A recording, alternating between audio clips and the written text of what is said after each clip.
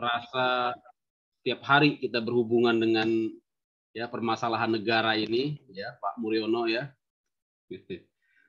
Tapi kemudian akan menjadi cukup berat ataupun cukup memerlukan pendalaman nanti kalau Bapak Ibu ya fokus ya di permasalahan tentang ya asal muasal timbulnya suatu teori. Jadi tidak hanya sekarang ini di kuliah ilmu negara ini yang menghafalkan ya ataupun mengenal ya jenis-jenis teori bernegara yang biasa kita dengar ya dari para tokoh ya ataupun para pakar ya di bidang ilmu negara, misalnya dari ya tokoh-tokoh yang melahirkan ya paham-paham teori-teori tentang kedaulatan rakyat ya, misalnya dari Bodin ya, Hobbes ya, John Locke ya, Montesquieu, Rousseau. Tapi sekarang teman-teman harus nanti sepertinya sudah ya, harus bisa memahami dari segi metodologinya ya, terutama dari metodologinya. Kemudian dikaitkan juga nanti tentunya dengan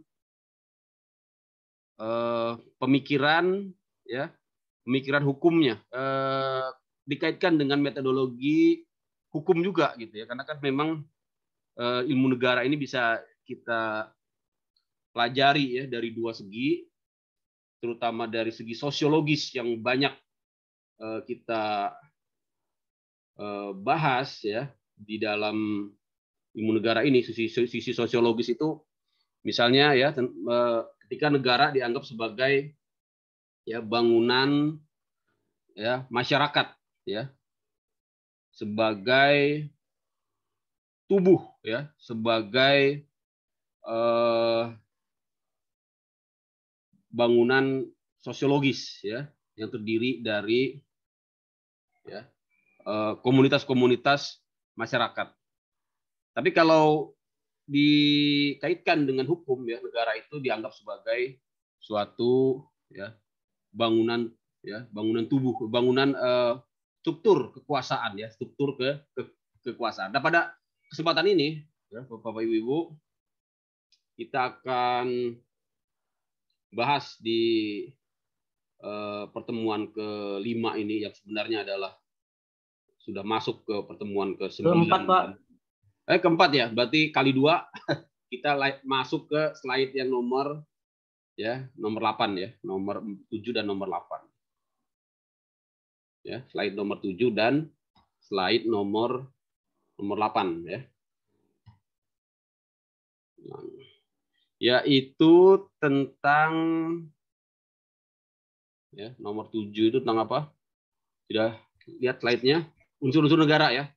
Jadi ini hal yang sangat penting sekali, teman-teman sekalian. Mengapa saya katakan sangat penting sekali? Karena ini nanti sangat terkait dengan ilmu hukum, ya, yaitu unsur-unsur negara, ya, dikaitkan nanti terutama dengan terutama yang ingin saya nanti tekankan itu yang unsur yang ketiga ya, ketiga atau keempat, yaitu unsur wilayah ya. Unsur wilayah ini menjadi fokus kita karena sangat terkait sekali nanti ya dengan ya, kewenangan ya ataupun kedaulatan negara melakukan penegakan hukum ya. Lihat Bapak teman-teman sekalian ya. Jadi ini materi yang sangat penting sekali, yaitu kaitannya dengan unsur-unsur negara ya. Unsur-unsur negara sendiri, Bapak-bapak, Ibu-ibu, teman-teman bisa ya lihat di slide. Sebenarnya itu kalau kita lihat dari sisi yuridisnya ya, sisi hukumnya itu adalah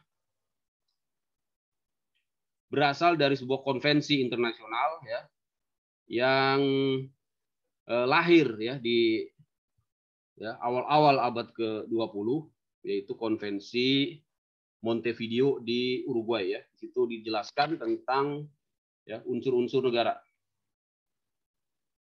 Ya, saya ingin share aja screen-nya. Maaf. Saya sambil ini ya, sambil live IG ini ya, biar rame lah ya. Kali ada yang tanya-tanya dari luar ya. Ya Bapak Ibu ya, saya ingin share apa? Saya ingin share tentang slide silakan dibuka slide yang ketujuh ya, unsur-unsur negara. Mungkin saya nanti agak cepat karena saya ingin memancing diskusi juga ya, kaitannya dengan ilmu hukum ini sangat penting sekali. Walaupun ilmu negara sebenarnya merupakan bahasan ya, tidak murni sebagai bagian dari ilmu hukum, tapi dia lebih kepada ya kajian deskriptif ya, sosiologis ya. Tapi yang kita pahami ya di awal-awal perkuliahan bahwa ya ilmu negara itu ya adalah sebagai basic ya, dasar untuk kita memahami nanti ya ilmu hukum lainnya yang kaitannya dengan negara ya. Misalnya ya hukum tata negara ya, hukum administrasi negara dan hukum antar negara ya, dan hukum antar negara Bapak Ibu ya. Share screen aja. Nah, ini dia. Nah, suara saya jelas ya? Suara saya jelas? Jelas, Pak. Jelas, Pak. Ya, pakai ini ya, pakai kondenser mic ini ya, ya modal dikit lah ya.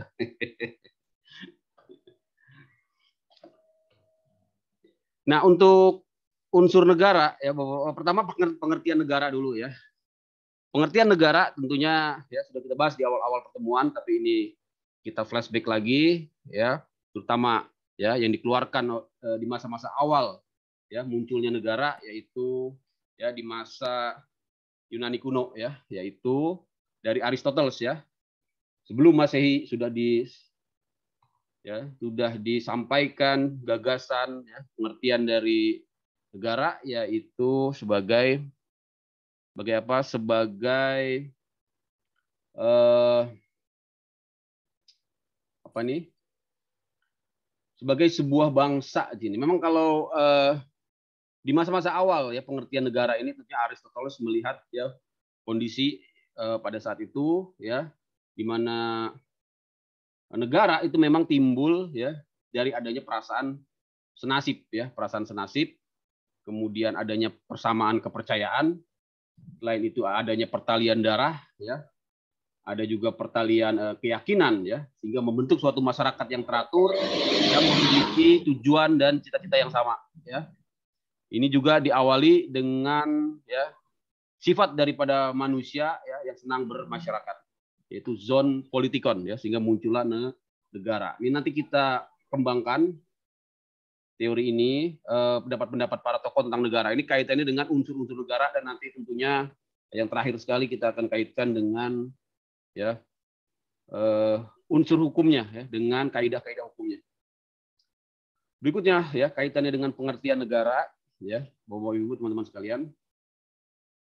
Dari ya khasanah keislaman kita juga dapat mengambil salah satu tokohnya, yaitu Ibnu Khaldun ya. Di sini memang jelas sekali ya, kalau kemarin kita ingat ya berbagai teori-teori tentang pembenaran negara ya, berbagai teori-teori tentang asal mula negara. Jadi salah satunya Ibnu Khaldun ini yang memang merupakan tokoh dari khasanah keislaman, mengaitkan ya pengertian negara ya, definisi negara ya, keberadaan negara itu dengan ya tentunya ketuhanan ya, karena dikatakan sebagai ya anugerah sebagai anugerah ya dari Tuhan. Tuhan menganugerahkan masyarakat ya, termasuk negara tentunya ya, sebagai sarana bagi manusia ya. Jadi tentunya di sini memang asasnya adalah teologis ya, ketuhanan ya, di mana apa manusia keberadaan masyarakat ya, termasuk juga negara itu ya, termasuk juga negara itu merupakan suatu kemestian ya, kemestian bagi jenis manusia ya, karena Tuhan menganugerahkan masyarakat sebagai sarana bagi manusia. Nah, kalau kita lihat memang teorinya, pendapatnya Ibnu Khaldun ya, juga nanti dikaitkan dengan pendapat beliau di tujuan bernegara ya, dari pemahaman bahwa negara itu lahir dari ya sebagai anugerah ya, sebagai anugerah dari Tuhan, sebagai kemestian dari suatu masyarakat, dan juga nanti dikaitkan dengan tujuan bernegara ya dari tokoh Ibnu Khaldun ini, ya, yaitu untuk menjalankan ya syariat gitu ya. Kalau kita lihat dari definisinya Ibnu Khaldun, tentunya ini suatu hal yang harus kita catat ya. Jadi memang berbagai macam nanti pendapat-pendapat para pakar ya, pendapat-pendapat para tokoh ya yang dapat kita telusuri ya dari berbagai literatur ya, yang mengemukakan berbagai pendapat tentang ya pengertian negara. Tentunya juga dari Plato ya.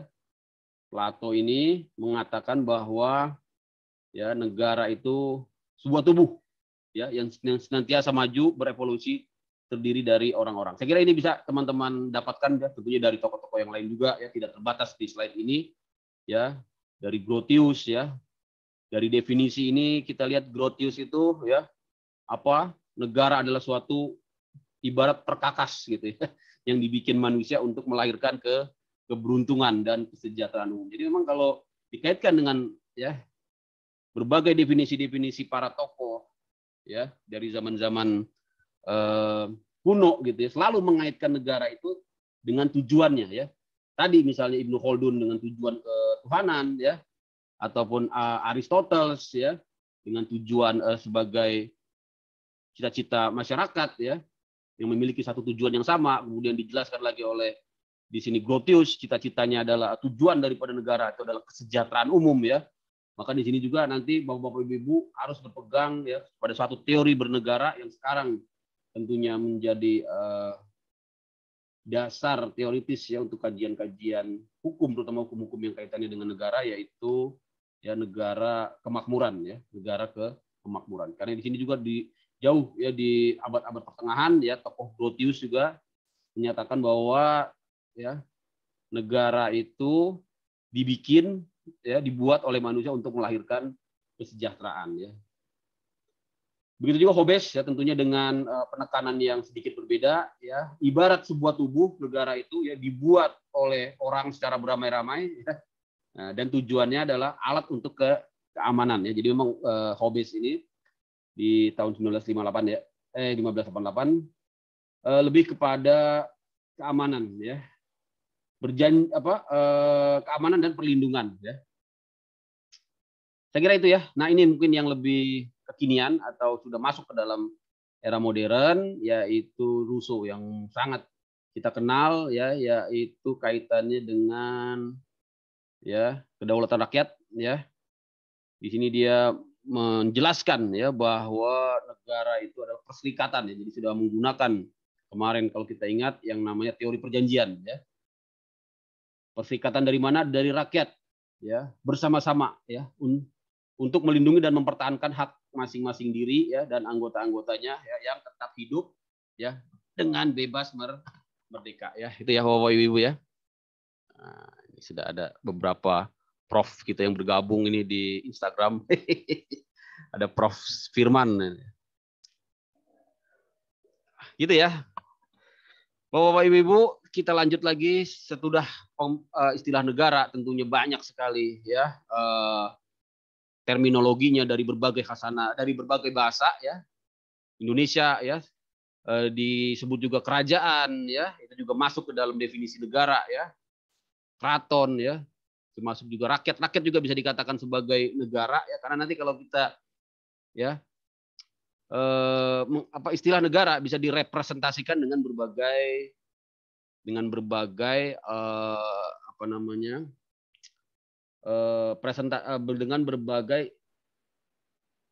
unsur gitu. Jadi unsur-unsur negara itu nanti akan juga dapat dikatakan sebagai negara itu sendiri ya.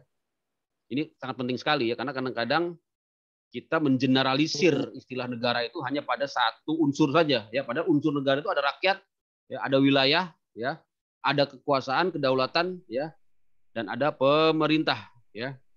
Nah, di mana nanti salah satu unsur itu dapat dikatakan sebagai negara, tentunya ya harus dilihat dari ya konteksnya, ya, dari konteksnya, ya.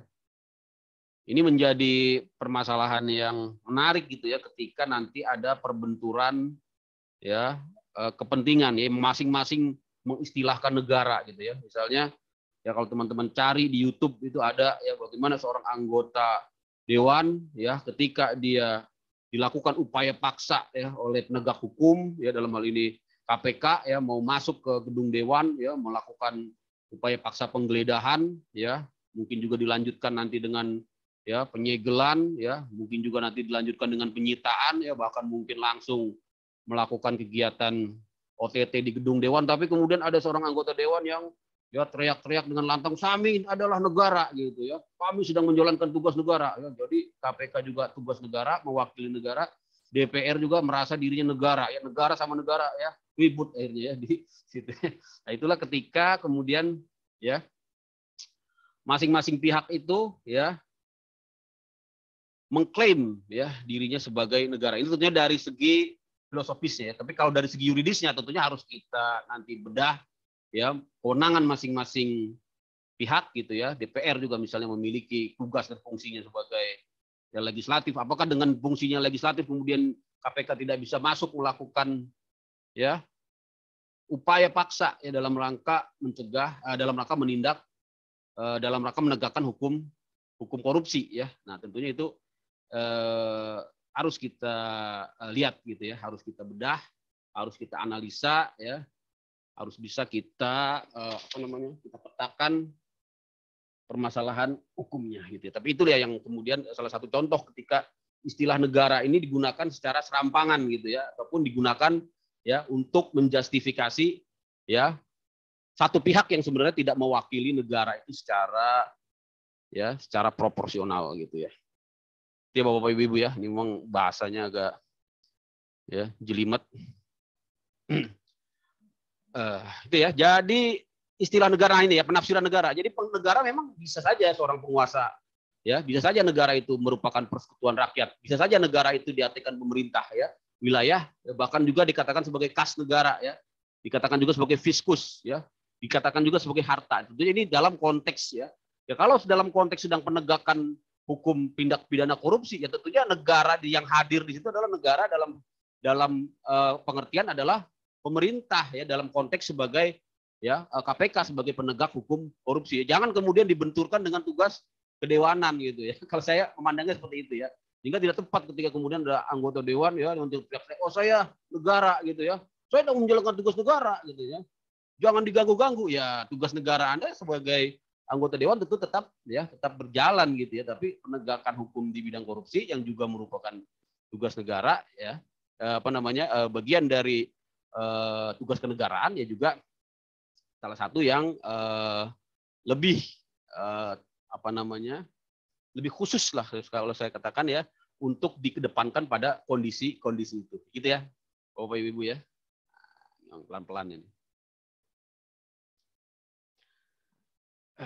Ini saya santai aja ya. Berikutnya apa Bapak Ibu, tentang negara dalam arti formil ya. Ini kita flashback lagi ke pengertian negara ya. Jadi ada negara dalam arti formil, artinya dalam arti formil ini ya lebih kepada formalitasnya ya, lebih kepada bentuk formalnya.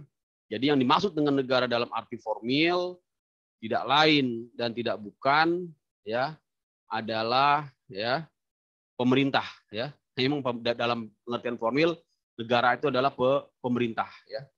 Pemerintah ini disebut juga sebagai jelmaan ya dari aspek formil negara ya, atau agent of representation ya, agent of representation. Karakteristiknya apa ya?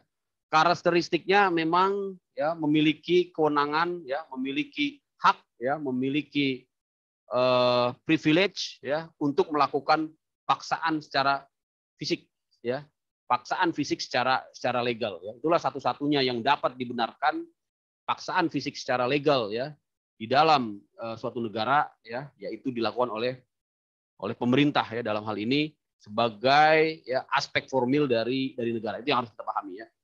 Makanya tentunya berpegang pada konsep itu ya, konsep bahwa satu-satunya paksaan fisik secara legal itu harus melalui ya negara ya, dalam hal ini pemerintah, maka memang tidak dibenarkan jenis-jenis paksaan ya, jenis-jenis upaya paksa ya di luar mekanisme negara gitu ya. Tentunya ini nanti akan relevan ketika dikaitkan dengan bidang-bidang ya hukum lainnya ya. terutama ya hukum bisa juga hukum perdata ya, karena di bidang hukum perdata juga upaya-upaya paksa ya dapat dilakukan di luar pengadilan ya, tapi tentunya itu satu alternatif yang kemudian apabila menimbulkan sengketa harus melalui ya mekanisme hukum ya. Misalnya kemarin kan kita teman-teman lihat di bidang hukum perdata, tapi ini sekilas saja nanti teman-teman bisa pelajari di hukum perdata ya bagaimana itu misalnya ketika mengenai sita jaminan ya, mengenai sita jaminan yang dieksekusi secara langsung ya. Ada putusan Mahkamah Konstitusi memang memberikan semacam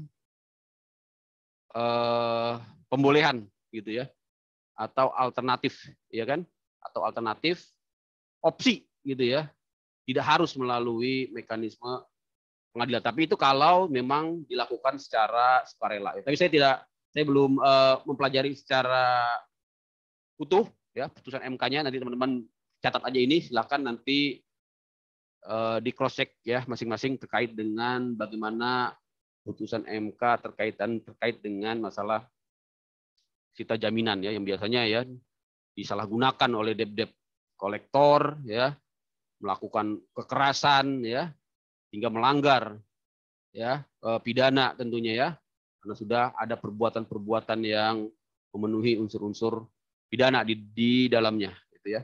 Itu ya Bapak Ibu ya. Teman-teman sekalian, sudah ada berapa nih? 30 orang ya. Berikutnya negara dalam arti material, tentunya ini sudah lebih luas lagi. Ini adalah yang dimaksud dengan pandangan sosial ya, pandangan sosiologis ya terkait dengan negara itu ya Bapak Ibu ya. Siapa ini? Oke.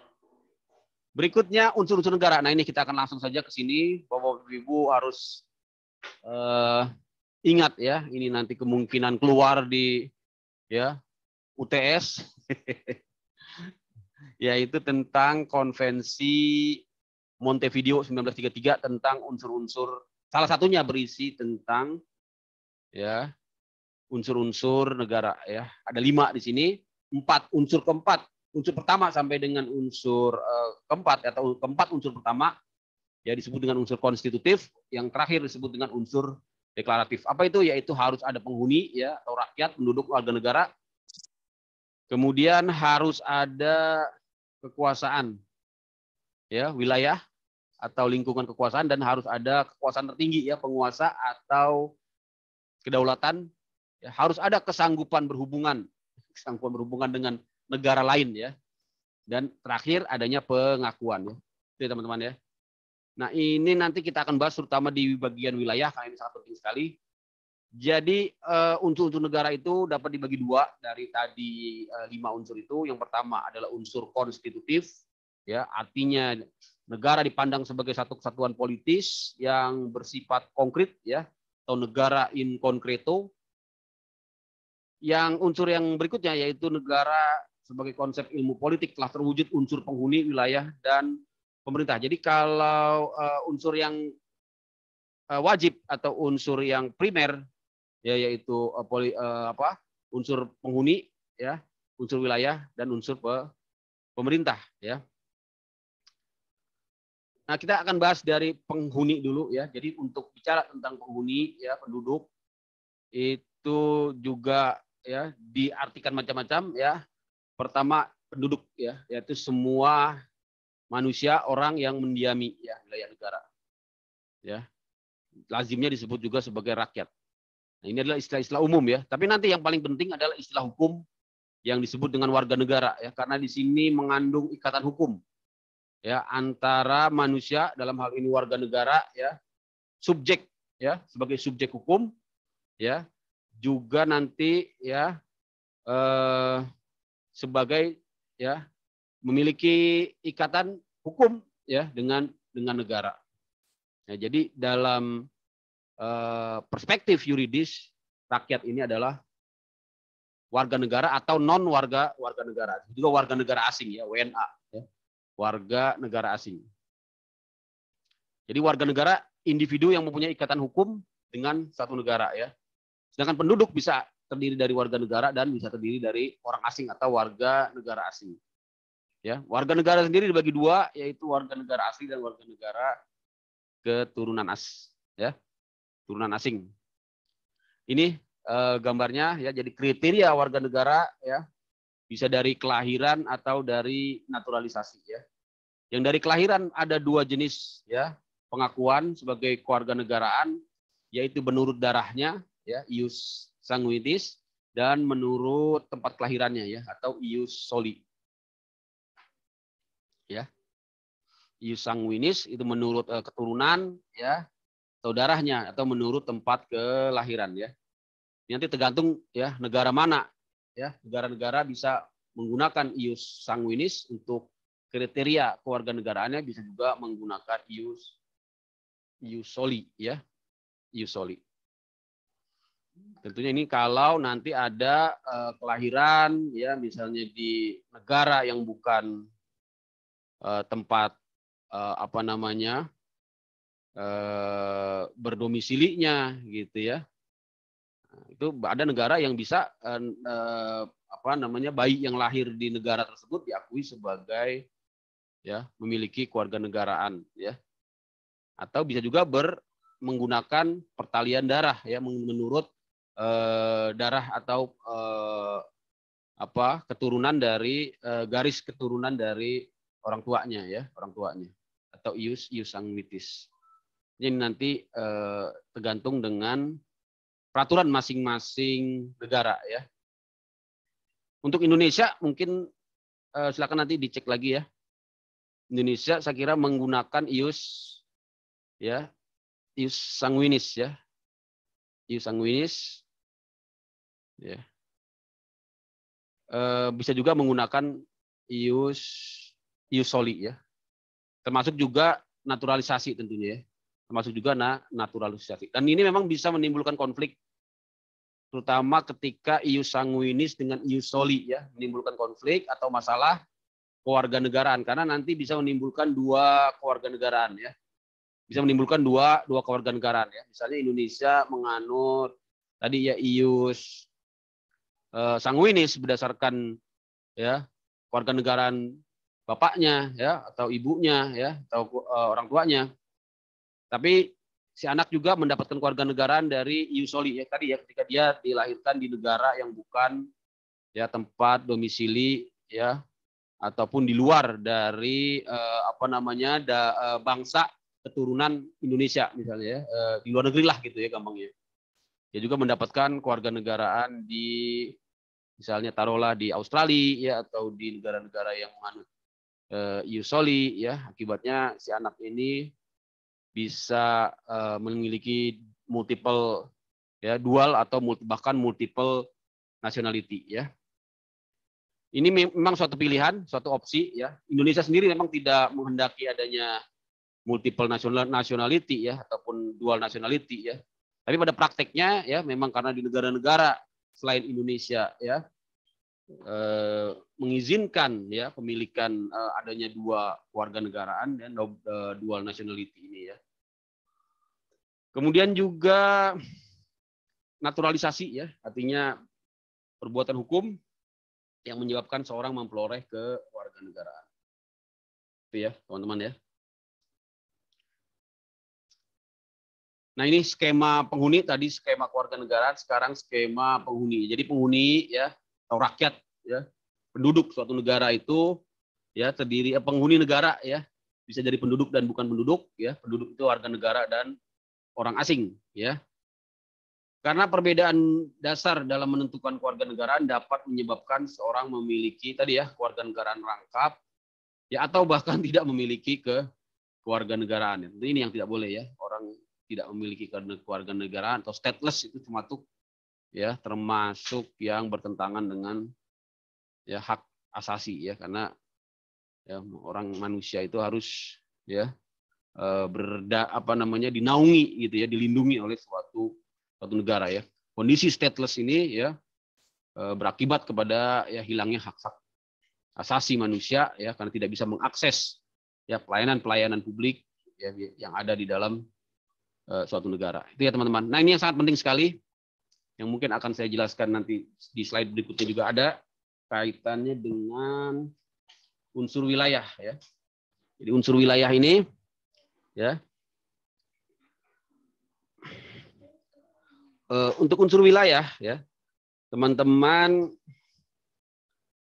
harus ingat ya bahwa di dalam wilayah ini ya, negara memiliki yurisdiksi ya, memiliki kewenangan ya, memiliki sovereignty ya, yang disebut dengan yurisdiksi teritorial ya, yaitu untuk menegakkan hukum atas orang ya dan benda yang berada di dalam wilayah itu. Ya teman-teman ya. Nah, yang menjadi permasalahan ya ketika kita bicara tentang wilayah laut ya. Kalau di wilayah darat ya, ini dapat saya sampaikan ya. Kita ya dapat jelaskan ya batas-batasnya dengan jelas ya karena ada tampilan fisiknya ya dalam bentuk ya misalnya ciri-ciri alamiah ya, misalnya garis batas ya, gunung, sungai ya. Nah, tapi untuk di laut ya, di sini selain terkadang ada permasalahan di lokasi ya ataupun penentuan ya garis batasnya secara apa namanya praktek ya, juga nanti ada permasalahan ataupun pengaturan yang dapat saya sampaikan berbeda ya, berbeda dan sedikit apa namanya bertentangan dengan kedaulatan ya. Kenapa? Karena di wilayah laut ini dapat saya sampaikan negara ya yang memiliki wilayah laut ya, yaitu laut teritorial tidak sepenuhnya berdaulat. Ini ya. Tidak sepenuhnya berdaulat. Kenapa? Karena kedaulatan negara di laut dia ternyata dibatasi oleh yang namanya hukum laut internasional. Jadi bicara tentang wilayah laut ya berbeda dengan wilayah darat. Ya, kalau wilayah darat kita berdaulat ya, memiliki sovereignty mutlak ya, menegakkan ya hukum ya, baik itu hukum publik ya maupun hukum publik lah ya, hukum publik ya. Kalau hukum perdata kan bisa dengan choice of law ya. Kalau hukum perdata bisa dengan apa? Choice of law ya. Bisa saja tidak memberlakukan ya, kalau kaitannya dengan sengketa ya. Kalau kaitannya dengan sengketa bisa saja hukum yang dipakai adalah hukum pilihan. Hukum pilihan para pihak ya. Walaupun lokasi kejadian ya, lokasi TKP tempat terjadinya transaksi ataupun perbuatan hukum perdata tersebut di wilayah Indonesia, tapi nanti ketika ya ada perselisihan ya, masing-masing pihak bisa menyepakati ya, bisa menyepakati yurisdiksi ya hukum di negara lain ya, misalnya hukum negara ketiga ya, itu bisa itu di hukum perdata ya. Tapi kalau hukum publik ya, kemarin hukum publik teman-teman tentu sudah belajar, yaitu hukum yang mengatur hubungan antara negara ya dengan individu ya, hubungan hukum antara individu dengan negara itu memang berlaku ya secara mutlak ya, berlaku kedaulatan di wilayah ya teritorial, terutama di wilayah darat. Tapi tadi ya kalau di wilayah laut itu dibatasi, Bapak Ibu, dibatasi dengan apa? Dibatasi dengan yang namanya hukum internasional atau United Nations ya, Convention Law of the Sea ya, UNCLOS, yang itu memberikan ya hak ya, memberikan kebebasan kepada kapal-kapal ya asing yang berlayar di laut teritorial selama ya melakukan yang namanya innocent passage atau hak lintas damai ya Bapak Ibu ya, hak lintas damai itu tidak boleh diganggu ya. Nanti kita lihat di slide berikutnya. Kira-kira itu. Jadi ini wilayah laut dulu ya di awal-awal kemerdekaan ya sampai dengan sebelum lahirnya UNCLOS ya, wilayah laut itu hanya 3 mil ya. Nah, 1 mil itu ini mil laut ya, istilahnya sebagai nautical mile itu 1852. Ya. 1852 atau 1,8 km, hampir 2 kilo ya. Nah, dengan adanya hukum laut internasional, maka ditentukan sejauh 12 mil laut, ya, 12 mil laut ketika pantai surut. Nah, ini contohnya dari gambar ini, ya. Ini kalau ini Indonesia, ya, dapat memiliki laut teritorial yang lebih luas. Tentunya diukur dari garis-garis pantai terluar, ya. Jadi di tengah-tengah Indonesia, ya, walaupun ada lautan yang lebih luas dari 12 mil, ya, karena dia masih di dalam garis-garis pangkal laut-laut terluar, ya, maka laut di tengah-tengahnya ini tetap laut teritorial, dan inilah yang memberikan, ya, perlindungan, yang memberikan keuntungan tentunya, ya, buat negara-negara kepulauan seperti Indonesia kalau ini menggunakan pengaturan sebelum UNCLOS, ya. Ini Indonesia mengalami gangguan tentunya, ya, karena dilalui oleh laut internasional yang dimana di situ, ya, dapat saja berlaku kebebasan mutlak, ya, dari kapal-kapal asing yang berlayar. Sedangkan kalau laut teritorial, walaupun tadi ada hak lintas damai, tapi hak lintas damai itu, ya, sangat ketat, ya.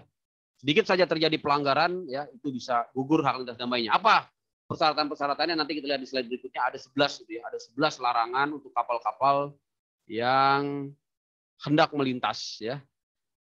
Itu ya, teman-teman, ya.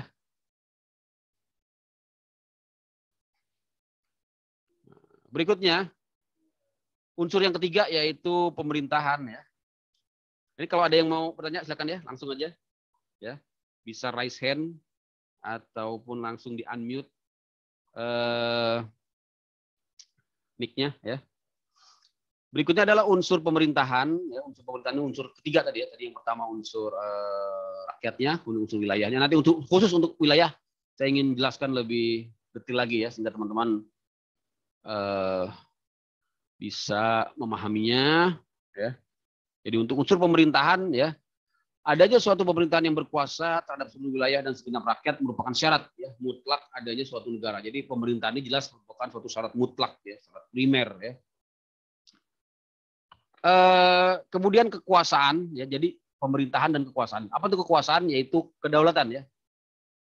Apa itu kedaulatan? Yaitu suatu kekuasaan tertinggi, ya, dalam suatu negara yang berlaku terhadap wilayah, ya. Jadi kedaulatan itu tadi, ya, berlaku di mana? Berlaku di dalam wilayah, ya, terhadap seluruh wilayah dan segenap rakyat dari negara itu. Ya, Bapak Ibu, ya, teman-teman.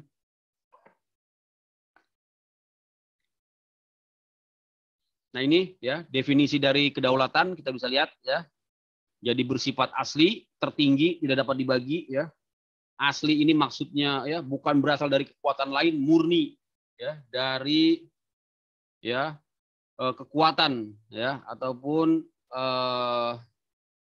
kekuasaan, ya, yang dimiliki oleh negara tersebut, ya. Tertinggi artinya tidak ada kekuasaan lain yang lebih tinggi, ya, dan juga tidak dapat dibagi, artinya, ya, baik keluar maupun ke dalam negara itu berdaulat sepenuhnya. Itu, ya, adalah ini adalah pengertian kedaulatan, ya. Ya, pengertian kedaulatan secara apa, ya, katakan kedaulatan yang murni lah, gitu, ya, kedaulatan yang murni, ya. Karena, ya, berbicara tentang kedaulatan ini terutama di era-era sekarang ini dengan berkembangnya, ya, hukum internasional, ya, terutama, ya, kaitannya nanti dengan, ya, hubungan, ya, antar negara, ya, memang, ya, kedaulatan ini dapat kita sampaikan menjadi semakin, ya, semakin apa, ya, semakin terkikis, ya, bukan terkikis, ya, semakin tergerus, gitu, terkikis. Tapi itu pun sebenarnya berdasarkan kepada kesepakatan tentunya, berdasarkan kepada kesepakatan. Seperti misalnya Indonesia, ya, ya tadi itu sebetulnya masalah hukum laut, gitu, ya. Indonesia mengizinkan kapal-kapal asing melintas secara damai di wilayah Indonesia. Apakah itu berarti kedaulatan kita, ya, terkikis, ya? Apakah itu berarti kedaulatan kita, ya, apa namanya? berkurang gitu ya dengan adanya hak lintas damai itu ya. Nah, ya. Bagaimana ini? Menurut Bapak Ibu dengan adanya kaitannya dengan kedaulatan ya. Kita yang harusnya tadi bersifat ya kekuasaan tertinggi ya. Kok kita mengizinkan kapal ya asing melintas di wilayah teritorial Indonesia ya. Mungkin ada teman-teman yang bisa ya memberikan pendapat gitu ya. Apakah dengan mengizinkannya kapal-kapal asing ya melintasi wilayah Indonesia berarti kedaulatan kita ya berkurang ya. Coba siapa yang bisa memberikan pendapat ya. Ini mungkin saya tes ini ya yang tidak menyalakan.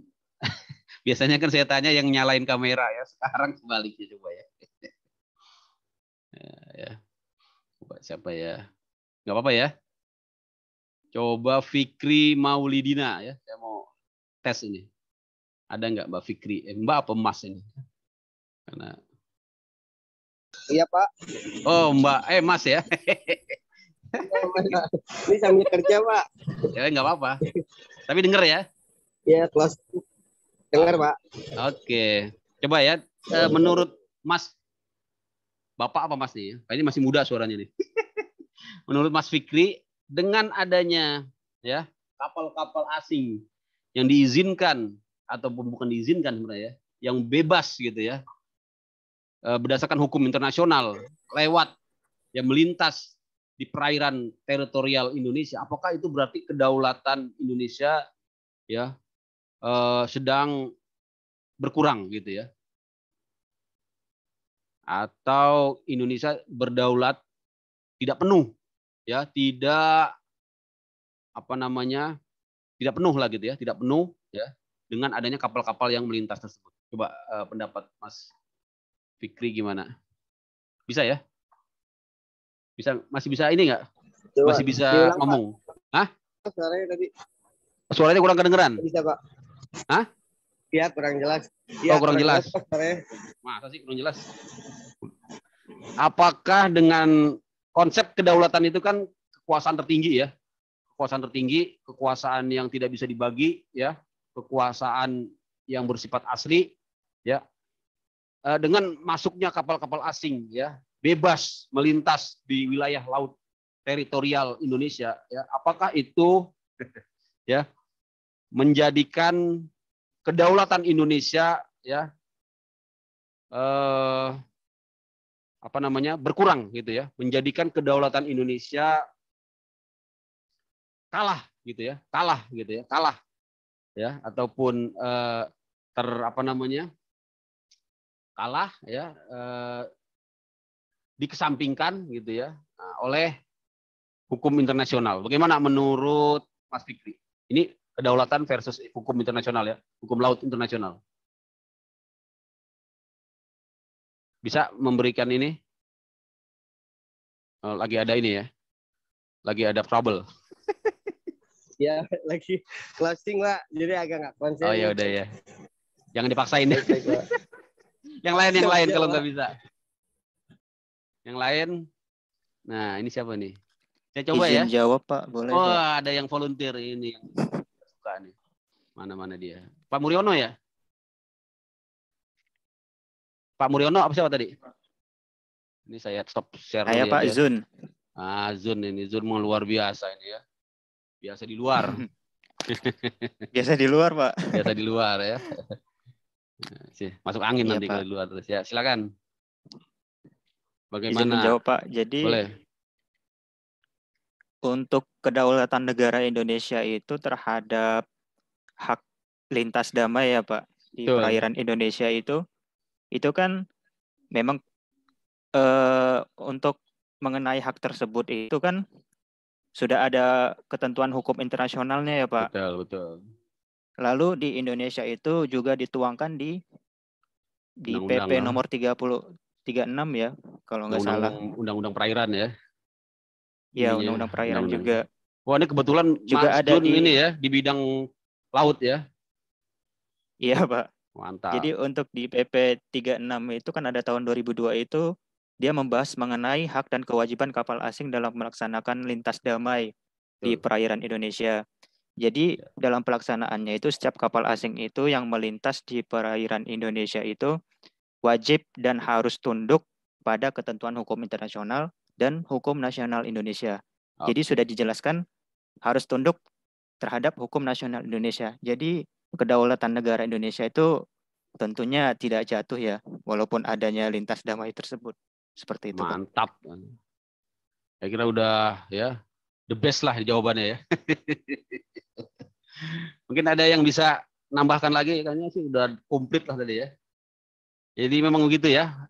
Jadi walaupun kita memberikan kebebasan tadi hak lintas damai ya, tapi sebenarnya kebebasan yang diberikan kepada kapal-kapal asing ya yang melintas secara damai atau innocent passage itu bukan berarti ya Indonesia sedang ya membiarkan ya ataupun merelakan melepaskan kedaulatannya, tapi sebenarnya ya hal tersebut dilakukan juga dalam rangka sesuai dengan kedaulatan Indonesia ya, artinya itu sudah berdasarkan kepada hukum nasional ya gitu ya, karena sudah dituangkan di dalam undang-undang perairan kalau tidak salah ya, undang-undang perairan ya, dan juga undang-undang wilayah ya, undang-undang wilayah negara ya.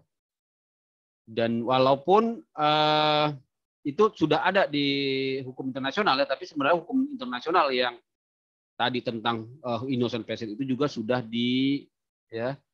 adopsi ya, sudah diratifikasi ya, sudah diimplementasikan ke dalam hukum nasional. Jadi memang tidak ada isu sovereignty ya, isu sovereignty ya, karena walaupun ada kebebasan untuk berlayar di wilayah laut ya, tapi di situ ya ada ya hak-hak dan tanggung jawab tadi ya Mas Zun ya. Nanti kita bisa lihat di slide berikutnya apa itu tanggung jawab ya,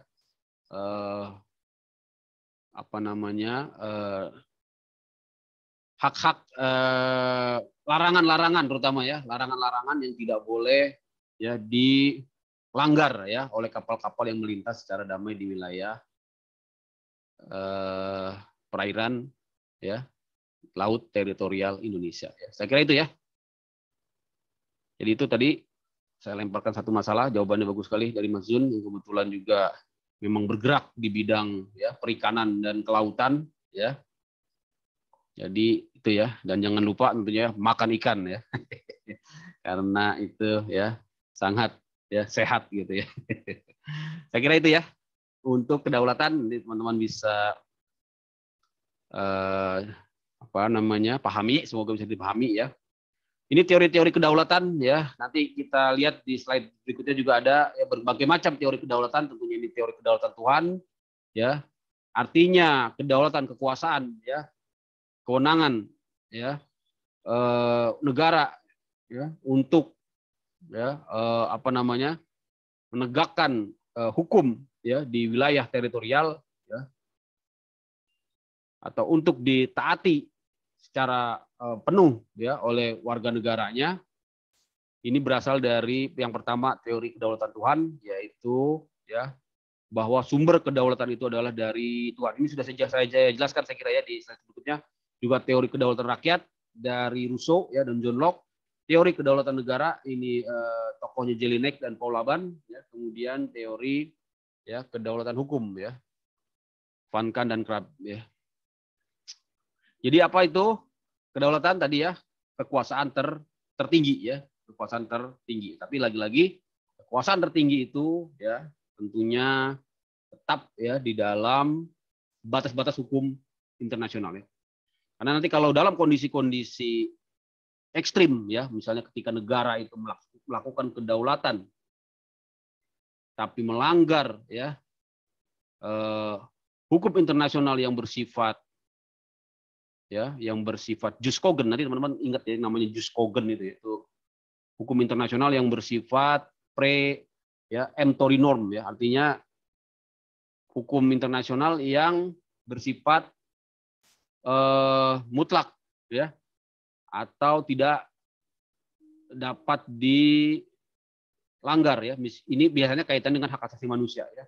Kejahatan perang ya, kejahatan genocide ya, kejahatan yang dilakukan oleh negara ya, walaupun negara tersebut ya melakukannya berdasarkan kedaulatan ya. Seperti misalnya kalau teman-teman masuk di hukum internasional ya, bagaimana misalnya pembenaran yang dilakukan oleh Nazi ya ketika melakukan ya, taruhlah ya, apa namanya, pembantaian ya, genocide ya di masa perang dunia pertama saya kira ya, di mana Yahudi ya dibantai ya, di genocide, di Holocaust ya.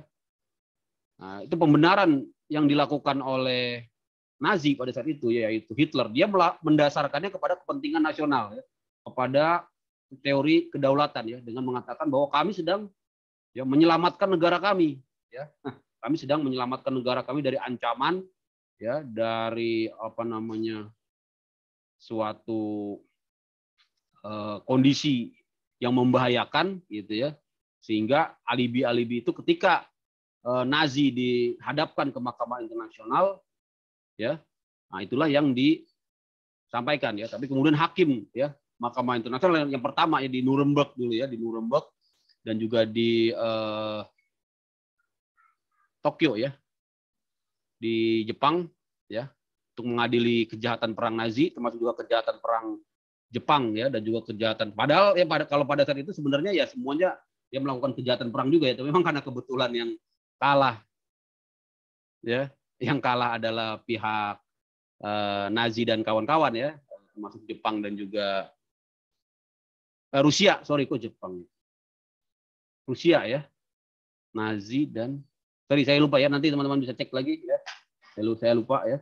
Jadi intinya seperti itu ya. Nah, itu yang kemudian apa namanya tidak dibenarkan tentunya ya, kedaulatan itu ketika sudah merusak ya, ataupun mencederai yang namanya hak asasi manusia. Itulah hukum tertinggi, yaitu hak asasi manusia ya. Tapi tentunya nanti penjabarannya ya, detailnya seperti apa hak asasi manusia itu harus teman-teman juga bisa dalami ya, karena nanti memang pada prakteknya tidak ya, berbagai problematik ya di dalam penegakan hukum HAM ini bisa kita pelajari. Itu ya teman-teman ya. Yang berikutnya yaitu kaitannya dengan diplomasi ya, kesanggupan mengadakan hubungan ya dengan negara lain ya. Hubungan ini ya, hubungan tidak hanya hubungan diplomatik tapi juga hubungan ekonomi, politik dan keamanan ya. Itu ya. Berikutnya kaitannya dengan pengakuan ya. Setelah tadi unsur keempat yaitu hubungan, unsur yang juga sangat penting yaitu unsur pengakuan ya. Unsur pengakuan ini ya disebut juga sebagai deklaratoir ya. Jadi pengakuan suatu negara terhadap negara lain ya, yang memungkinkannya mengadakan hubungan diplomatik, perdagangan dan juga pertukaran budaya ya. Ini juga unsur, tapi ini unsur yang disebut dengan unsur deklaratoir ya. Kalau yang tadi unsur konstitutif ya. Saya kira itu teman-teman untuk unsur-unsur negara ya. Contohnya apa di sini? Taiwan ya. Taiwan karena tekanan dari Cina ya, sebagai Dewan Keamanan PBB tidak mengakui sebagai negara. Jadi Taiwan ini ya unsur empatnya sudah ada ya, tapi unsur kelimanya pengakuan saja yang belum ada. Tapi tetap bisa melakukan hubungan ekonomi tadi ya, bisa melakukan hubungan apa namanya politik ya, termasuk juga hubungan keamanan, walaupun secara pengakuan ya dia ya belum memenuhi karena memang ada ya tekanan dari Cina ya. Begitu juga Palestina ya. Mungkin termasuk juga Israel tentunya ya, karena juga tidak diakui ya, termasuk oleh Indonesia ya. Juga tidak mengakui keberadaan Israel ya. Jadi ada pengakuan secara de facto, artinya kenyataan negara tersebut dapat melakukan hubungan dengan negara lain gitu ya. Tapi ya yang lebih maju lagi atau yang lebih lengkap lagi, yang lebih sempurna lagi adalah pengakuan secara de jure, artinya pengakuan ya adanya ya serta berdirinya suatu negara menurut hukum ya dengan segala akibatnya. Ya teman-teman, saya kira untuk slide yang satu sudah ya. Mungkin ada yang ingin didiskusikan dari slide yang pertama, ya. Mungkin saya tadi ingin memperjelas tentang ini ya, wilayah ya. Wilayah saya ingin perjelas di slide nomor, kan sekarang kita buka slide nomor 8 ya. Slide nomor 8 tentang wilayah ya. Ini saya ingin jelaskan tadi. Tadi sudah dijelaskan oleh Pak Jun ya, Zun Najmi ya, luar biasa ya, karena memang bidang hukum beliau ya. Mungkin nanti kalau ada yang kurang pas Pak Zun bisa tambahkan ya. Tentang wilayah ya, terutama wilayah laut. Saya ingin fokus di wilayah laut. Kenapa? Ya, karena tadi saya sampaikan wilayah laut ini memiliki pengaturan yang berbeda dengan wilayah darat. Ya, tadi yang sudah saya bahas, salah satu contohnya adanya ya hak lintas damai, yaitu kebebasan kebebasan kapal-kapal asing untuk melintas.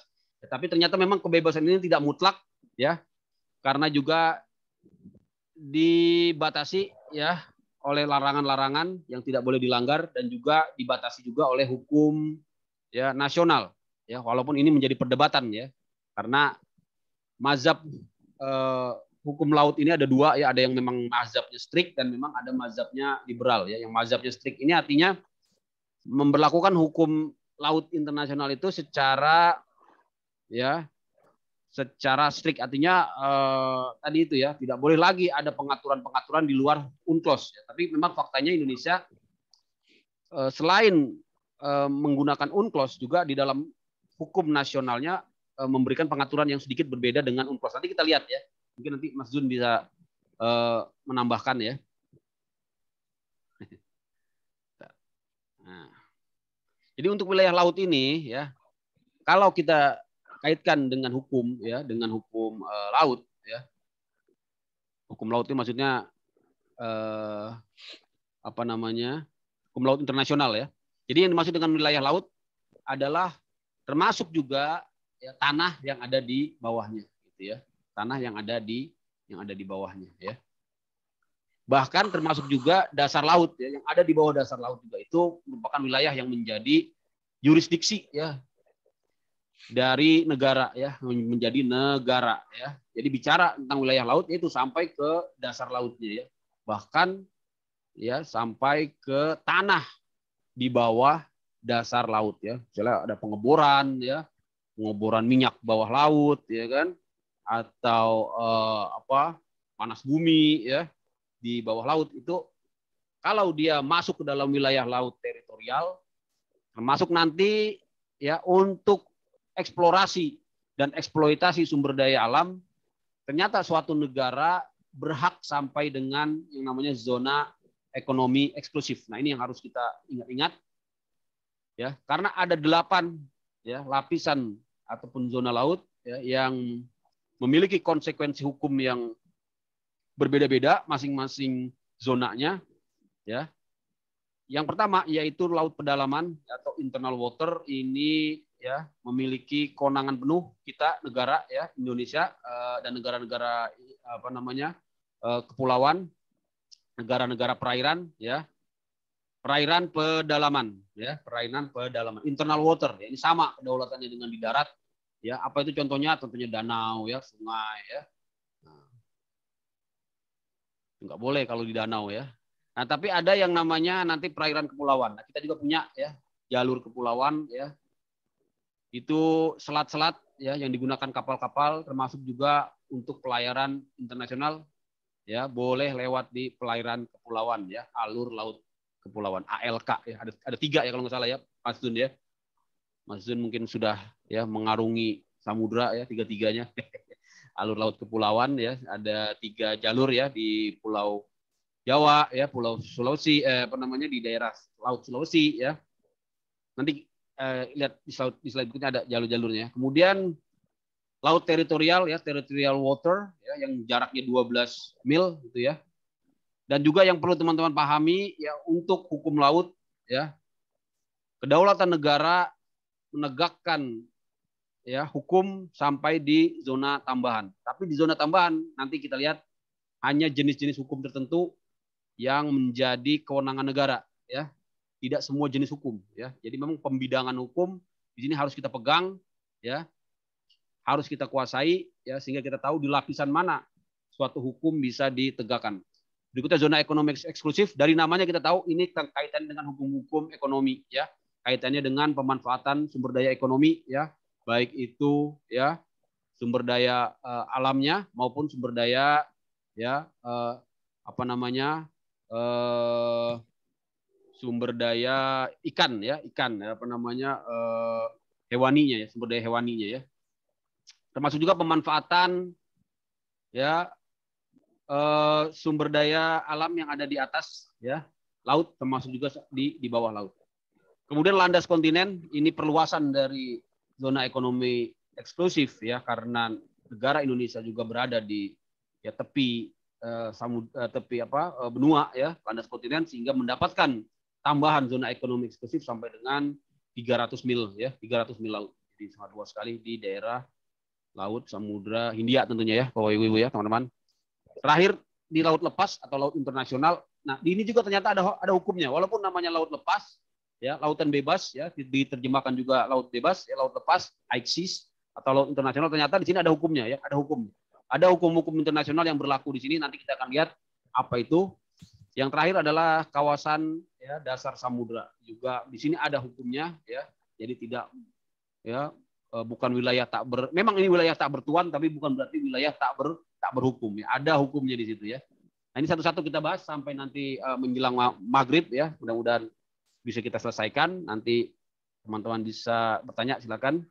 Kalau ada yang ditanyakan. Yang pertama, perairan pedalaman tadi sudah kita jelaskan. Intinya adalah di sini tidak ada hak lintas damai ya. Kemudian juga di kawasan ini ya, kecuali perairan pedalaman yang ya terbentuknya karena penarikan garis dasar urut. Jadi kalau dia memang bersinggungan dengan garis dasar lurus yang harus dilalui oleh kapal-kapal ya, tentunya dia dikecualikan dari dapat juga menjadi wilayah hak lintas damai. Itu ya Bapak Ibu ya. Laut teritorial tadi 12 nautical mile ya, 12 mil laut, 1 mil lautnya 1,8 ya kilometer ya. Hampir 2 kilometer ya. Dasarnya apa? Konvensi Hukum Laut ya, UNCLOS, United Nations Convention of Law tahun 1982 ya. Apa itu? Yaitu ya hak untuk ya kapal-kapal melintas secara cepat ya. Jadi tidak boleh lambat ya. Harus buru-buru ya, harus secepat-cepatnya. Ya, tidak boleh berhenti-berhenti ya. Dan juga damai. Maksudnya damai apa ini? Damai itu tidak mengganggu keamanan dan ketertiban. Ini dirinci lagi di ya UNCLOS ya. Di UNCLOS artikel berapa saya lupa ya. Kalau salah artikel 32 ya. Ada 11 ya ancaman, ada 11 larangan yang tidak boleh dilanggar oleh kapal-kapal yang melintas ya. Ini juga dituangkan di dalam ya undang-undang perairan ya, di dalam undang-undang perairan. Tidak boleh melakukan kekerasan. Ini ya Undang-Undang 43 nomor 28 ya. Ini udah dirubah belum nih ya? Nanti dicek lagi ya. Masih undang-undang ini ya, Mas Zun ya, undang-undang tentang wilayah. Sorry, bukan undang-undang perairan ya. Undang-undang tentang wilayah negara. Sebenarnya adopsi dari UNCLOS, tapi ya masih ya. Wilayah negara ya. Siap. Iya. Tapi memang di sini ada perbedaan pengaturan dengan UNCLOS ya. Tentunya dengan ya melihat kepentingan nasional ya. Kita kembali dulu ke larangan-larangan. Jadi tadi ada 11 ya. Pertama, mana tadi? Nah ini ya. Tidak boleh melakukan kekerasan, ya, melanggar kemerdekaan negara, ya, tidak boleh melakukan latihan militer, ya, tidak boleh mengumpulkan informasi tertentu, ya, kegiatan spy, ya, yang melanggar keamanan, tidak boleh melakukan peluncuran, ya, pendaratan kapal di atas kapal induk, ya, tidak boleh juga melakukan transshipment. Nah ini ya, jadi bongkar muat komoditas di atas laut teritorial ya oleh kapal-kapal yang sedang melintas tidak boleh ya. Misalnya menurunkan penumpang ya, memuat ya komoditas ya, mata uang, karena ini akan melanggar aturan customs ya, bea cukai ya, fiskal ya, fiskal juga di dalamnya bea cukai ya, masuk ke dalam ranah bea cukai. imigrasi ya dan sanitary law. Sanitary law ini ya karantina ya. Karantina kesehatan. Kemudian tidak melakukan aktivitas pencemaran ya, buang limbah ya, buang oli ya, buang apa ya, sampah. Tidak melakukan penangkapan ikan ya, illegal fishing. Nah, untuk penangkapan ikan ini ya sampai dengan tadi wilayah zona ekonomi eksklusif bahkan sampai di ya landas kontinen ya. Jadi lebih luas. Kalau yang custom, fiskal, immigration and sanitary law ini sampai wilayah zona tambahan ya. Di wilayah berapa tadi? Zona tambahan itu 24 nautical mile ya. Jadi memang ada lapisan-lapisan yang berbeda-beda ya, ada zona-zona yang berbeda konsekuensi penegakan hukumnya ya. Tangkapan ikan ini wilayahnya sampai ke zona ekonomi eksklusif. Gitu ya, Mas Zun ya. Jadi lebih luas ya, lebih luas. Jadi itu banyak menimbulkan sengketa ya, karena apalagi yang di wilayah ya Natuna sana ya, di wilayah Natuna berbatasan dengan ya laut Cina Selatan ya, karena diklaim oleh Cina ya masuk ke dalam ya zona laut ya milik mereka ya berdasarkan klaim ya yang dilakukan oleh Cina, walaupun sudah diputuskan oleh Mahkamah Internasional ya, tapi pada faktanya kita lihat memang ya masih ya terjadi ya. Begitu berikutnya kegiatan penelitian juga tidak boleh ya, riset ya, jadi nggak boleh. Kemudian melakukan kegiatan yang mengganggu sistem komunikasi pantai, dan mengeluarkan sinyal-sinyal ya, sinyal radio ya, sinyal-sinyal yang mengganggu komunikasi. Dan untuk kapal selam harus menampakkan diri ya, untuk kapal selam ya. Jadi jangan mentang-mentang kapal selam dia nyelam terus ya. Ini yang kan ya katanya ya sering katanya ya kita banyak ketolongan juga ya. Tapi ini saya juga tidak tahu ya, hanya info-info saja ya. Gitu ya teman-teman ya. Undang-Undang 43 tahun 2008. Nah, ini apa yang perlu kita catat di sini? Ternyata di sini untuk Indonesia izin lintas damainya ya kepada kapal-kapal asing yang melintasi laut teritorial ya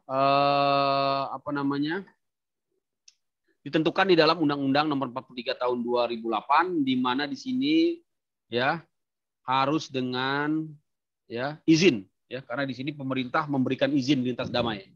Dan ini dianggap bertentangan dengan UNCLOS ya, karena di UNCLOS ini ya menurut literatur yang saya ambil, UNCLOS tidak mengizinkan, tidak mengatur adanya ataupun tidak memberikan kewenangan kepada negara untuk mengeluarkan ataupun tidak mengeluarkan izin terhadap kapal yang melintas secara damai ya. Ini ada di pasal 24 ayat 1 ya huruf A ya. UNCLOS ya, UNCLOS pasal 24 ya, artikel berarti ya.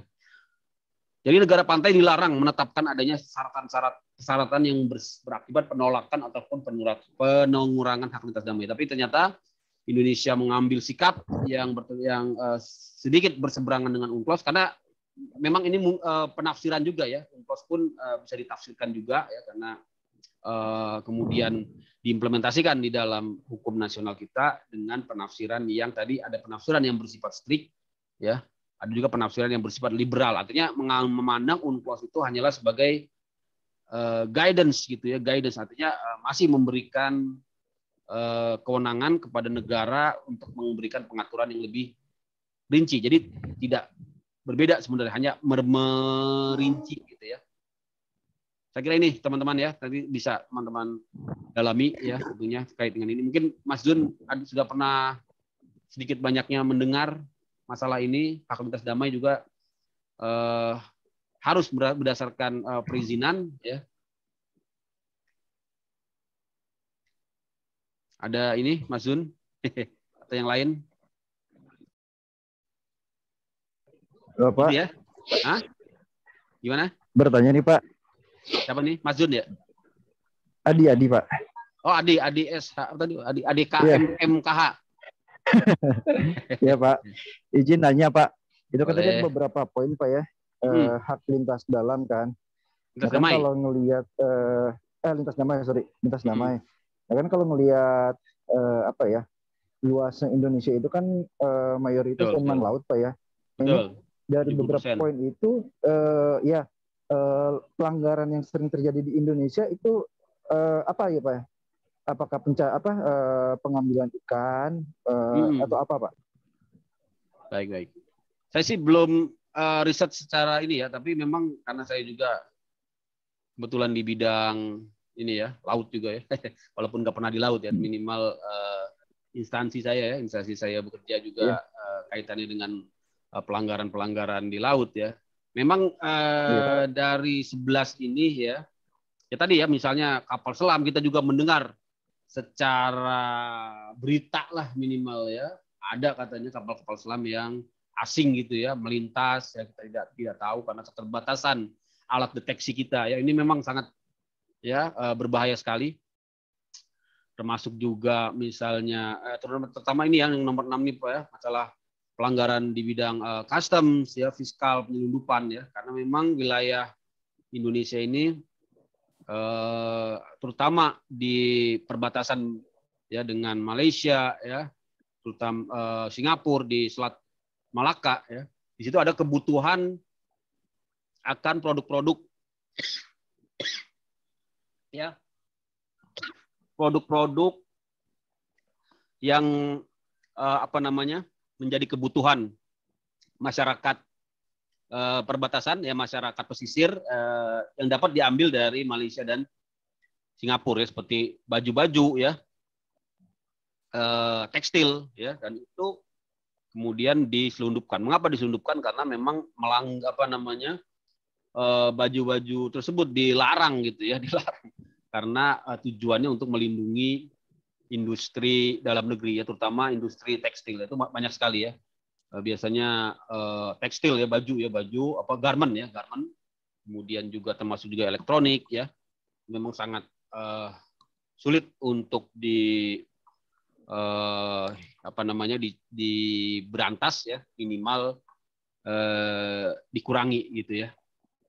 Di bidang imigrasi juga ya, di bidang imigrasi misalnya dengan masuknya ya imigran gelap. Tapi memang di bidang imigrasi ini Indonesia dianggap sebagai ya negara perantara saja ya, negara antara. Jadi tujuan imigran gelap itu biasanya adalah Australia ya, Australia. Makanya di sini Indonesia ini dianggap sebagai buffer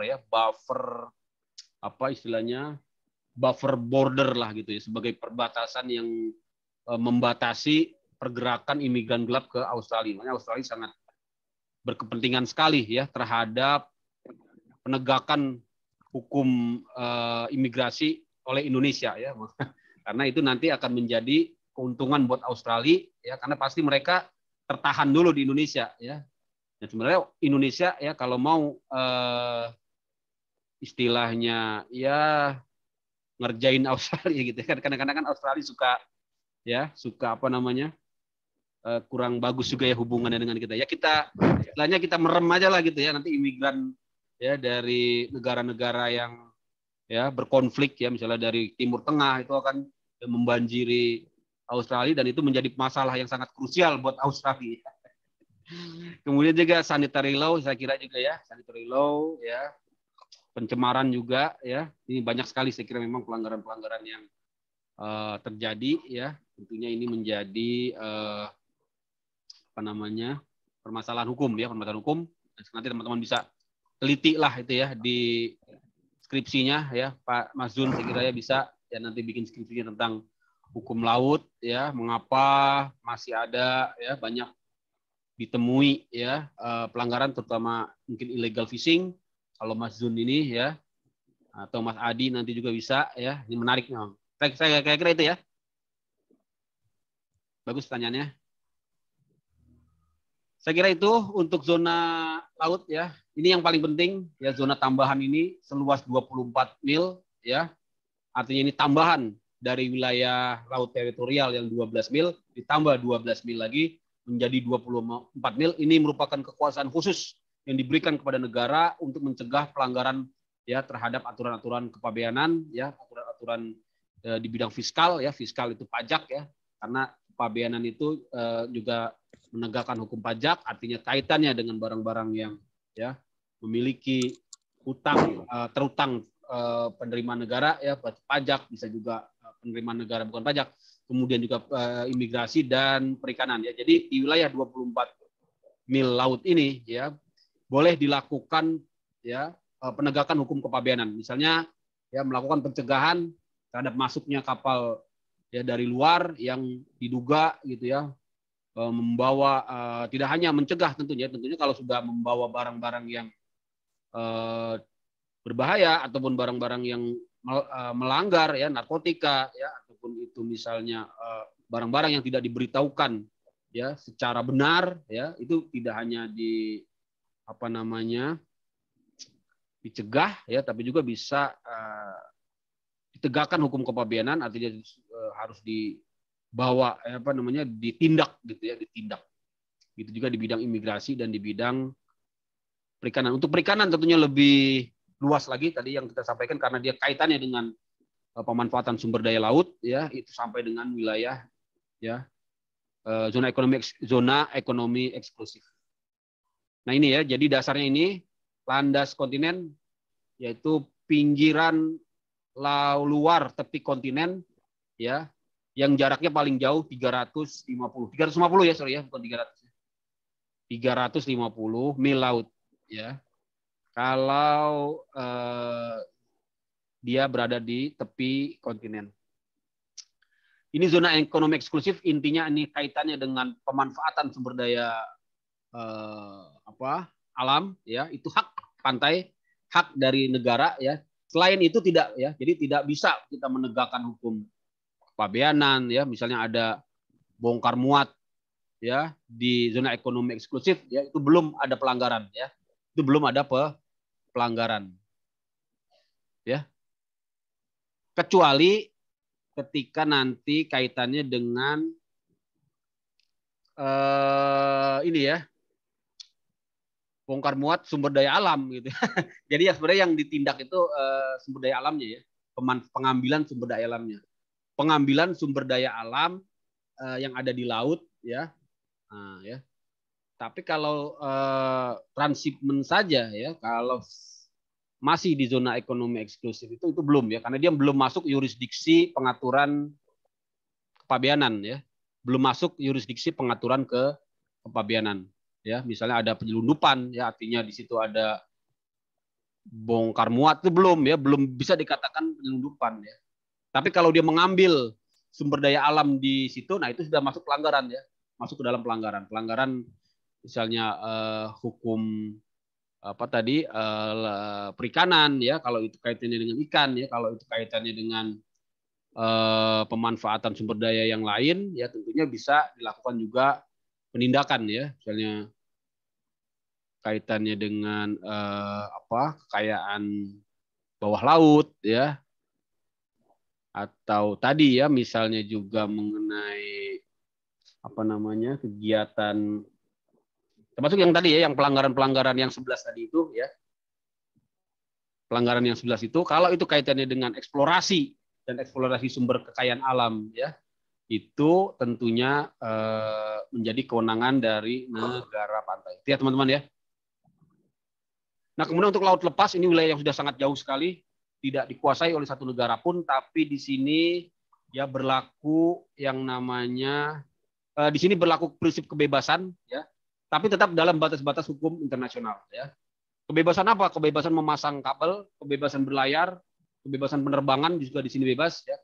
Terakhir kebebasan pembuatan pulau buatan serta instalasi lain, kebebasan menangkap ikan ya. Nah, kalau pulau buatan dan tadi tidak diperkenankan di zona ekonomi eksklusif ya, tidak diperkenankan ya, karena itu yurisdiksi negara pantai, pembuatan pulau buatan ya. Dan kalau sudah ada pulau buatan di situ ya, maka di situ juga menjadi wilayahnya kepabeanan ya. Kalau teman-teman baca di Undang-Undang Kepabeanan ya, termasuk juga tempat-tempat tertentu di dalam zona ekonomi eksklusif ya, salah satunya ini ya, pulau buatan, instalasi ya, bangunan-bangunan ya, artinya di situ ketika terjadi importasi ya, di situ sudah masuk ya ke dalam wilayah pengawasan kepabeanan ya. Artinya custom bisa bertindak sampai dengan zona ekonomi eksklusif apabila ya terkait dengan instalasi dan bangunan ya yang ada di zona ekonomi eksklusif itu ya teman-teman ya. Ini memang harus nanti didalami lagi, terutama di hukum laut ya. Nanti teman-teman mungkin dapat juga ya, hukum laut atau di hukum ya ekspor impor ya, hukum ekspor impor ya. Saya kira itu. Jadi tetap wilayah ini bebas, wilayah laut lepas ini, tapi terikat kepada hukum-hukum internasional, artinya yang menjadi jurisdiksi hukum internasional ya, seperti masalah ya narkotik ya, seperti masalah hukum terorisme ya, seperti masalah ya hukum pencemaran ya, sumber daya sumber daya warisan sumber daya laut gitu, itu tetap tidak boleh dilanggar ya. Jadi kebebasannya itu tetap dalam batas-batas hukum internasional. Dan apabila itu dilanggar, maka ya negara-negara yang mendapatkan pelanggaran itu ya dapat membawanya ke dalam Mahkamah Internasional, bisa juga diadili di hukum nasionalnya ya. Seperti contohnya untuk ya pembajakan misalnya ya pembajakan piracy ya, negara manapun yang mendapati adanya pembajak, misalnya pembajak dari Somalia ya, atau dari wilayah Filipina yang sering kita dengar ya, misalnya Indonesia mendapati atau ada warga negara Indonesia yang menjadi korban, itu kita bisa melakukan ya tindakan di situ ya. Seperti kita sering dengar juga ya, terjun ke sana ya, Kopassus ya, melakukan ya penindakan ya maupun penyelamatan tentunya penyelamatan dan untuk kondisi tertentu ya, terutama misalnya memang negara-negara superpower yang adidaya, dia bisa juga melakukan penghukuman langsung ya menurut hukum internasional maupun menurut hukum nasional. Itu yang teman-teman harus catat ya. Yang terakhir, wilayah dasar laut ini juga ada kewajiban untuk melakukan eksploitasi, memberikan kontribusi ya berupa pembayaran 1% sampai dengan 7% ya dari ya hasil eksploitasinya pada masyarakat internasional melalui Badan Otorita Laut Internasional dalam rangka menjaga kelangsungan ya menjaga common heritage of mankind, warisan bersama umat manusia. Saya kira itu ya untuk laut ya. Teman-teman bisa baca ini ya, banyak ya wilayah-wilayah Indonesia ya, termasuk juga dispute antara Indonesia dengan Malaysia. Ini sebenarnya menarik ya. Indonesia dengan Malaysia dispute-nya di Sepadan Ligitan tahun 2022 dan kita kalah di Sepadan Ligitan ya. Tapi kekalahan Indonesia di Sepadan Ligitan tidak otomatis Indonesia kehilangan wilayah Blok Ambalat ya, karena wilayah yang menjadi tujuan Malaysia sebenarnya adalah Ambalat, karena di Ambalat itu di sini ya ada ladang minyak ya. Ada ladang minyak ya, ada kilang minyak, tapi kilang minyak ini rupanya sudah lebih dahulu dikuasai oleh Indonesia, sehingga walaupun ya Malaysia menang di Sepadan Ligitan yang harusnya secara hukum internasional itu kan menambah wilayah 12 milnya Malaysia ya, tapi ternyata Mahkamah Internasional memutuskan untuk kemenangan Sepadan Ligitan tidak otomatis ya menjadikan klaim Malaysia atas wilayah Ambalat ya. Nah, itu ya teman-teman ya. Alasannya apa? Di sini bisa dibaca di putusannya Mahkamah Internasional ya. Hakim salah satunya dari Jepang hakim ya. Shigeru Oda ya. Intinya apa? Intinya di sini seperti itulah, silakan dibaca ya. Artinya apa? Ya. Malaysia di sini memang menang di Sepadan Ligitan tapi tidak otomatis menang di Blok Ambalat. Saya kira itu untuk informasi tambahan saja untuk wilayah laut ya, mungkin nanti bisa teman-teman bisa simak di YouTube saya ya, banyak sekali saya jelaskan tentang wilayah laut ya. Nah ini ya konsekuensi dari Sepadan Ligitan, Indonesia tidak lagi memasukkannya ke dalam wilayah Indonesia ya. Saya kira itu. Kemudian juga untuk tadi masalah zona ekonomi eksklusif ya, banyak sekali penangkapan ya yang dilakukan oleh Australia terhadap nelayan-nelayan Indonesia karena melanggar zona ekonomi eksklusifnya Australia ya. Kemudian dilakukan penangkapan, disekap, dipenjara dan dideportasi kembali ke Indonesia ya. Saya kira itu. Untuk wilayah udara ya mungkin singkat saja. Intinya adalah untuk wilayah udara ini ya tidak berlaku kebebasan ya yang tadi innocent passage, karena di sini sangat strict sekali ya untuk wilayah udara ini kedaulatan ya yurisdiksi kekuasaan negara tidak boleh dilanggar ya. Kalau dilanggar dia mengakibatkan akibat yang fatal ya. Misalnya ya berdasarkan konvensi Paris 1919 ya dan konvensi Chicago 1944 menegaskan bahwa kedaulatan penuh dan eksklusif negara di ruang udaranya ya. Dari sini kita melihat banyak tragedi-tragedi yang menyedihkan ya, misalnya bagaimana ya suatu kapal ya pesawat dieksekusi ya karena melakukan pelanggaran sehingga mengakibatkan korban jiwa yang sangat tidak diinginkan. Ya, terakhir misalnya kasus di Turki ya antara Soviet dengan Turki karena memang ya juga ada kontensi ketegangan politik ya sehingga pesawat tempur ya pesawat perang ya yang lewat di Turki pesawatnya Rusia ya ditembak jatuh oleh Turki ya. Ya untung saja tidak menimbulkan ya perang ya karena itu memang sangat unsur politisnya tentunya sangat kental sekali. Saya kira itu ya. Kemudian juga banyak ya kisah-kisah pesawat sipil terutama yang jatuh tertembak karena melanggar ruang udara ya. Ini sangat berbahaya sekali ya. Dengan demikian kedaulatan negara di ruang udara jauh lebih besar dibandingkan dengan kedaulatan di wilayah laut. Ya, di ruang udara tidak lagi berlaku hak lintas damai bagi pesawat asing ya. Dan ini yang terjadi di Indonesia, walaupun Indonesia dilanggar wilayahnya tapi Indonesia tidak serta-merta menembak seperti kejadian di negara-negara yang lain ya. Indonesia dilanggar tapi hanya mengusir saja ya. Ini misalnya ya, tentara langsung mengusir helikopter yang mendarat di wilayah Sebatik ya, Kalimantan ya. Dan juga ada yang ditindak seperti ini Pakistan Airlines ya, ketika mendarat di Bandara Hasanuddin ya tanpa izin ya ditindak ya, didenda. Jadi ada tindakan hukuman administrasi ya. Saya kira itu ya, teman-teman nanti bisa lihat juga ada pesawat sipil Singapura yang paling ramai ya, viral tentunya bagaimana ini ya. Hampir terjadi baku tembak antara pesawat tempur Indonesia F-16 TNI AU dengan pesawat F-18 Hornet Amerika Serikat di tahun 2003 ya, sudah lama ya.